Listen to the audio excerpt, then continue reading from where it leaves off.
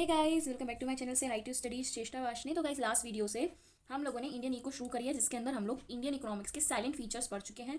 Indian economics at the time of eve of independence कैसी थी और ब्रिटिश से आने से पहले कैसी थी, ये हमने उसमें कवर किया था, जिसकी लिंक मैं डिस्क्रिप्शन में दे दूंगी। अगर आपने नहीं देखी है तो प्लीज़ उसको जाके चेकआउट करो। अब इस वीडियो में हम पढ़ने वाले हैं what were the demographic conditions जिसकी वजह से हमारी जो इकोनॉमी थी वो स्टैग्नेंट रही, बैकवर्ड रही और धीरे धीरे करके ब्रिटिशर्स के रूल के अंडर वो डेप्लेटेड होती गई। उसके पीछे क्या क्या डेमोग्राफिक कंडीशंस थी वो हम इस वीडियो में कवर करेंगे। So without any further due let us start. देखो गाइस, तो इसमें हम क्या कवर करने वाले हैं, डेमोग्राफिक कंडीशंस कवर करने वाले हैं, जो कि वो सारे फीचर्स जैसे कि स्टैग्नेंट और बैकवर्ड इंडियन इकोनॉमी की वजह से हो रहे थे, कवर करेगी अंडर ब्रिटिश रूल। सबसे पहले ये थोड़ा सा इंट्रोडक्शन है जो एक्स्ट्रा है, थोड़ा सा अगर आपको याद करना हो कर सकते हो, नॉलेज के लिए अच्छा है। पहला कि फर्स्ट ऑफिशियल सेंसस जो हुई थी इंडिया में वो हुई थी 1881 में, जिसमें सबसे पहली बार इंडिया की पॉपुलेशन की ग्रोथ के अंदर जो भी अनइवननेस थी वो सब दिखाई गई थी। बट ये माना गया कि अब 1881 से हर 10 साल एक नई सेंसस होगी जिसके अंदर पॉपुलेशन के सारे फीचर्स, सारे के सारे प्रॉब्लम्स, अनइवननेस को दिखाया जाएगा। 1921 को हम year of the great divide कहते हैं, क्योंकि उससे पहले वो जो स्टेज चल रही थी वो थी first demographic stage. But after this year second stage जो है ट्रांजिशन की वो शुरू हो गई, इसलिए हम इसको ईयर ऑफ ग्रेट डिवाइड कहते हैं। अब इसको क्यों ईयर ऑफ ग्रेट डिवाइड कहा जाता है वो आप यहाँ से पढ़ लेंगे, एक्स्ट्रा पार्ट इसलिए मैं नहीं पढ़ा रही हूँ। अब हम डायरेक्ट आते हैं कि डेमोग्राफिक कंडीशंस थी क्या जिसकी वजह से जो हमारी इंडियन इकोनॉमी थी under the rule of the Britishers stagnant, depleted और बैकवर्ड होती गई, जिसका इंपैक्ट हम आज भी देख ही रहे हैं। तो चलो उसको देखते हैं। सो डेमोग्राफिक कंडीशंस का जो चार्ट है ओवरऑल आप ये देख लो। सबसे पहले इसमें ओवरऑल कौन से पॉइंट्स इंक्लूड होंगे। पहला, high birth rate and death rate. Birth rate और डेथ रेट बहुत ज़्यादा थी। एक्सट्रीमली लो लिटरेसी रेट, मतलब लिटरेसी रेट का मतलब वो रेट जिस रेट पर जो पीपल्स हैं, जो पॉपुलेशन है वो एजुकेट हो रही है, एजुकेट हो रही है, तो वो जो थी वो बहुत लो थी, लोग बहुत कम एजुकेटेड थे, बहुत कम नॉलेजेबल थे। Poor health facilities, sorry health facility जो थी वो बहुत गंदी थी। इतना ज़्यादा हॉस्पिटल्स वगैरह नहीं थे, जो थे वो गवर्नमेंट नहीं थे, काफ़ी लोगों को हेल्थ फैसिलिटीज़ पूरी तरह से प्रोवाइड भी नहीं हो पाती थी। High infant mortality rate, high infant mortality rate थी। इसका थोड़ा सा इंट्रोडक्शन, मतलब कि जो बच्चे इन्फेंट एज में होते हैं उनकी डेथ बहुत ज़्यादा हो रही थी। लो लाइफ एक्सपेक्टेंसी, लोग बहुत जल्दी मर रहे थे, ज़्यादा उम्र तक वो नहीं जी पा रहे थे। वाइड स्प्रेड पॉवर्टी, मतलब गरीबी बहुत ज़्यादा थी, अर्बन एरिया कम थे if compare to rural area. तो अब इनको हम वन बाइन अगर देखें, वन बाई वन, तो सबसे पहले हेडिंग हमारी बन रही है high birth rate and death rate, जिसके अंदर क्या बताया गया, बर्थ रेट क्या होती है, डेथ रेट क्या होती है, पहले ये समझो। Birth rate refers to the number of children born per 1000 per year, मतलब बर्थ रेट वो रेट है जहाँ पर 1000 चिल्ड्रन एक साल में पैदा हो रहे हैं, वो सारे बर्थ रेट। मतलब पीपल्स बॉर्न, बर्थ रेट क्या है, मैं इसको BR लिख रही हूँ, ठीक है। बर्थ रेट का मतलब है पीपल, चिल्ड्रन बॉर्न पर 1000, मतलब हजार में से कितने बच्चे एक साल में पैदा हो रहे हैं, वो हो गई हमारी बर्थ रेट। वहीं डेथ रेट अगर हम देखें तो वो क्या है, refers to the number of people dying per 1000 in a year. कितने लोग, पीपल डाइड पर 1000 इन 1 ईयर, मतलब कितने लोग हजार में से पैदा हुए हैं एक साल में और कितने लोग हजार में से मर रहे हैं एक साल में। ये होगी हमारी बर्थ रेट और डेथ रेट। तो बोथ रेट, मतलब both birth rate and death rate were high at nearly 48 and 40,000 पर 40,000 पर, सॉरी वेट थोड़ा सा गड़बड़ हो गया, फिर से पढ़ते हैं। Both birth rate and death rate were very high at nearly 48 and 40 पर 1000 रिस्पेक्टिवली। मतलब बर्थ रेट जो थी वो थी हमारी 48 पर 1000 एंड डेथ रेट थी हमारी 40 पर 1000, ठीक है। ये था हमारा हाई बर्थ रेट और डेथ रेट का फैक्ट, तो इसको हम अच्छे से याद कर लेंगे। नेक्स्ट है एक्सट्रीमली लो लिटरेसी रेट। अब लिटरेसी रेट क्या है, नेक्स्ट हेडिंग बन रही है हमारी extremely low literacy rate. Literacy rate refers to total number of literate people expressed as a percentage of the total population, मतलब पूरी पॉपुलेशन में से कितने लोग इन परसेंट पढ़े लिखे हैं, एजुकेटेड हैं, लिटरेट हैं, वो हो गई हमारी लिटरेसी रेट। मतलब literacy rate refers to how many people literate upon total population, मतलब टोटल पॉपुलेशन में कितने लोग पढ़े लिखे हैं, कितने लोग लिटरेट हैं, वो होगी हमारी लिटरेसी रेट, ठीक है। अब इसमें उस टाइम पे क्या था कि ओवरऑल लिटरेसी रेट जो थी वो लेस देन 16% थी, मतलब 16% से भी कम लोग उस टाइम पे पढ़े लिखे थे। मतलब आप सोचो 100% अगर हम गिने तो 100 में से 16 से भी कम लोग पढ़े लिखे हैं, इसका मतलब बहुत ही कम लिटरेसी थी, लोगों को एजुकेशन प्रोवाइड ही नहीं हो पा रही थी। Out of this females literacy rate was at negligible low about 7, मतलब 16 में से भी 7%, देख लो 16 टोटल है, टोटल पॉपुलेशन जो है वो 16% लिटरेट थी, उसमें भी 7% अप्रॉक्स फीमेल्स लिटरेट थी। मतलब फीमेल्स के लिए और भी ज़्यादा लिटरेसी को नेग्लेक्शन मिलता था, जिसकी वजह से एजुकेशन और लिटरेसी प्रोवाइड नहीं हो पा रही थी to all of the peoples were living at that situation of the independence in India.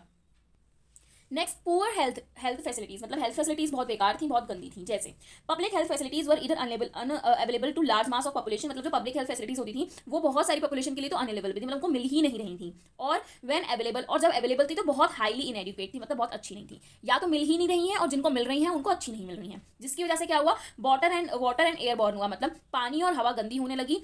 पानी और हवा के थ्रू जितने भी डिसीजेस थे वो फैलने लगे।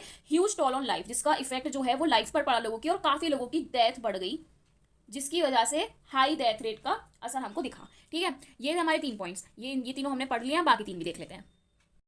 नेक्स्ट है हाई इन्फेंट मॉर्टेलिटी रेट, मतलब हाई इन्फेंट मॉर्टेलिटी थी उस टाइम पे, क्या था, बस इसका मतलब क्या है पहले तो ये समझ लेते हैं। Number of infants dying before reaching 1 year of age per 1000 live births in the year, मतलब 1 साल की उम्र भी नहीं हो पा रही बच्चों की, उससे पहले उनकी डेथ हो रही है। ये हो गया हमारा infant rate, infant mortality rate, short में लिख रही हूँ मैं, ठीक है। इन्फेंट मॉर्टेलिटी रेट मतलब एक साल से 1 एज से भी कम जो बच्चे हैं उनकी डेथ हो रही है पर 1000 लिव बर्थ, मतलब जितने लोग उसमें रह रहे हैं उसमें से 1000 में से जो 1 साल से कम के बच्चे हैं उनकी जो डेथ है उसको हम इन्फेंट मॉर्टेलिटी रेट बोलेंगे।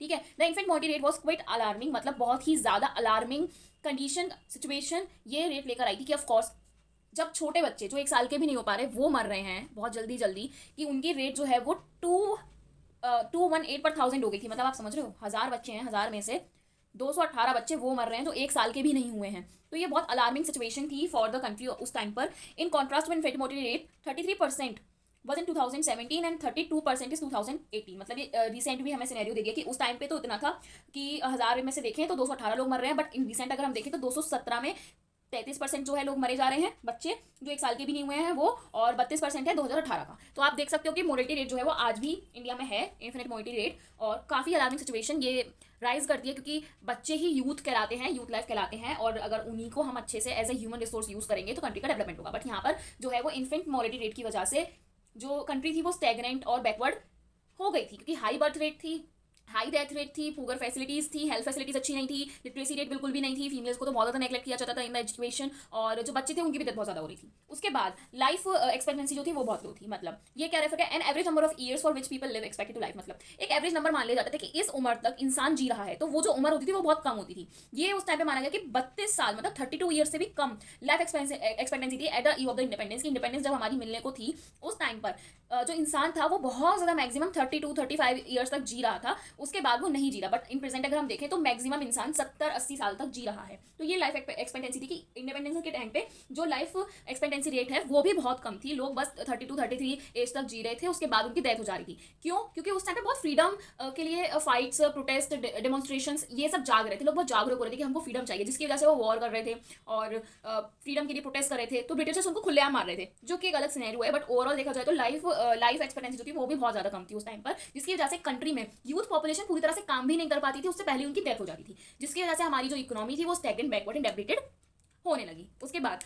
वाइड स्प्रेड पॉवर्टी, मतलब पॉवर्टी बहुत ज्यादा थी, गरीबी बहुत ज्यादा थी। There is no reliable data about the extent of poverty, मतलब इतना कोई डाटा भी नहीं है हमारे पास किस हद तक पॉवर्टी उस टाइम पे फैली हुई थी। इतनी पॉवर्टी थी कि एक पर्टिकुलर डाटा, एक पर्टिकुलर फैक्ट भी इसके बारे में नहीं दिया गया है। But there is no doubt and extended poverty prevailed in India during the colonial period. लेकिन एक कोई हम डाउट नहीं रखेंगे कि कॉलोनियल पीरियड, मतलब जैसे ब्रिटिशर्स ने हमें अपनी कॉलोनी बनाया, हम पर रूल करना शुरू करा, तब से हम गरीब ही होते गए। ये हमने लास्ट वीडियो में भी अच्छे से डिस्कस किया है, वो जरूर पहले समझ लेना, उसके बाद इस वीडियो पे आना, ठीक है। वो मैंने लिंक जो है उसकी डिस्क्रिप्शन में दे दी है। The overall standard of living of common people in India was very low, मतलब जो स्टैंडर्ड ऑफ लिविंग था आम आदमी का, नॉर्मल जो लोग हैं जैसे कि मिडिल क्लास फैमिली होगी, उनका जो स्टैंडर्ड था लिविंग का वो बहुत ज्यादा लो था उस टाइम पर, ठीक है। There was a wide spread poverty in the country, मतलब पॉवर्टी होती उस टाइम पर कंट्री में बहुत ज्यादा थी, गरीबी बहुत ज्यादा थी, अर्बनाइजेशन बहुत लिमिटेड था, लोग जो हैं वो स्लम्स एरिया में ज्यादा रह रहे थे, और जितने भी टैक्सेस वगैरह थे वो बहुत हाई चार्ज किए जा रहे थे, जिसकी वजह से पॉवर्टी बढ़ती ही जा रही थी और रिचनेस कम आ रही थी कंट्री में। It can be concluded that, ये हम कंक्लूड कर सकते हैं कि ब्रिटिश रूल की वजह से ही आज की इंडिया पॉपुलेशन जो है वो रोजन कंट्री में है, मतलब बहुत ही ज्यादा बेकार सिचुएशन में हम लोग आज भी because of the British rule जी रहे हैं, जिसका इंपैक्ट हम आज भी करंट लाइफ में देख सकते हैं कि इंडिया अभी भी डेवलपिंग कंट्री है, we are not properly developed in today's life also. ये जो बहुत बड़ा रीजन है इसके पीछे वो यही है कि ब्रिटिशर्स ने हमें बहुत ज्यादा एक्सप्लॉइट किया है। तो ये कुछ डेमोग्राफिक कंडीशंस थी जिनको हमने कवर किया आज, जिसकी वजह से हमारी country at the eve of the independence बहुत बेकार थी, बहुत स्टैग्नेंट थी, एम्प्यूटेटेड थी, डेप्लेटेड थी, और पता नहीं क्या क्या थी। आई होप आप लोगों को समझ में आया। अगर नहीं आया है तो प्लीज कमेंट करो, I will try to sort out them. And अगर वीडियो अच्छी लगी हो तो प्लीज अपने फ्रेंड्स के साथ शेयर करना, and please support guys, subscribe, like, share and comment. अच्छा